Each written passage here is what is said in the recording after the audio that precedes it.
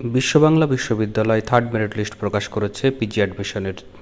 তো এই merit list অনুযায়ী 24-25 এই তারিখ দুটিতে অ্যাডমিশান নিতে পারবে মধ্যরাত্রি পর্যন্ত 25 তারিখের। তো থার্ড মেরিট লিস্টে যারা যারা চান্স পেয়েছে কীভাবে দেখবে সেটার জন্য তাদের এই মেরিট লিস্ট 3তে ক্লিক করবে। ক্লিক করলে এরকমভাবে পেজে চলে আসবে। এখানে কোর্সটিকে সিলেক্ট করবে, যে সাবজেক্টের তুমি সেই সাবজেক্টটা সিলেক্ট করবে। থার্ড মেরিট লিস্ট ফেজটাই থাকবে। ক্যাটাগরিটা সিলেক্ট করে নেবে। নেওয়ার পরে এখানে শো মেরিট লিস্টে ক্লিক করবে।